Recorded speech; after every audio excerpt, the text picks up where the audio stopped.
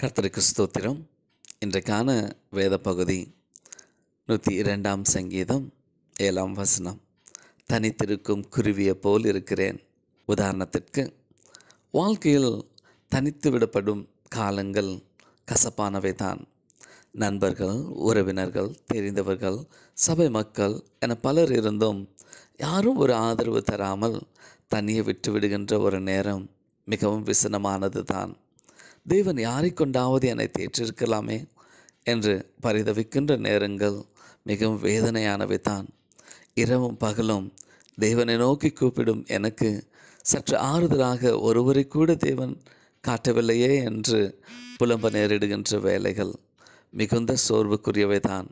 ஆனால் தேவ கிருபையை மட்டும் சார்ந்து நின்று பழகுவதற்காக தேவன் இப்படிப்பட்ட ஒரு நேரத்தை நாம் காண செய்கின்றார் என்பது உண்மை. சற்று ஆதரவாக செயல்பட யாரும் இல்லாத ஒரு நேரத்தில் தான் தேவனை தவிர யாரும் சார்ந்து கொள்ள இல்லை என்பது தெரிய வரும்.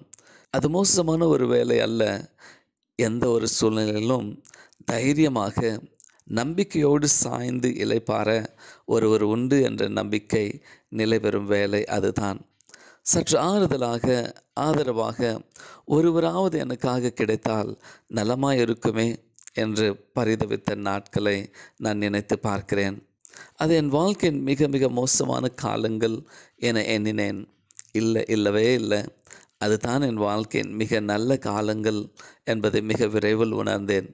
ஏனென்றால் இயேசுவின் ஐக்கியமும் ஆதரவும் மட்டுமே போதுமானது என்பதையும், இனி வாழ்வின் இறுதி நாள் வரையிலும் அவருடைய ஐக்கியத்தில் தான் தலை நிமிர்ந்து தைரியமாய் நிற்க முடியும் என்ற நம்பிக்கையை அந்த மோசமான காலங்கள் தான் எனக்குள் உறுதிப்படுத்தியது.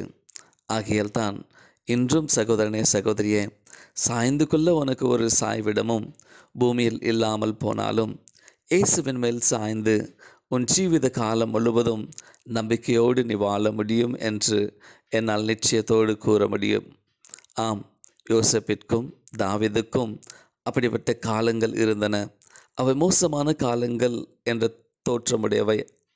ஆனால் அவர்கள் விசுவாச வீரர்களின் பட்டியலில் இடம் பிடிப்பதற்கு ஏதுவாக இருந்தவை அந்த தனித்து விடப்பட்ட காலங்கள் தான்.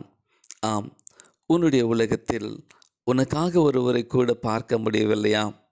இது மோசமான காலம் அல்ல, நல்ல காலம். அதோ ஒருவர் உனக்காக ஆதரவு தர உன்னை பார்த்து கொண்டிருக்கிறார். ஆமென். கர்த்தர் தாமே உங்களை ஆசீர்வதிப்பாராக.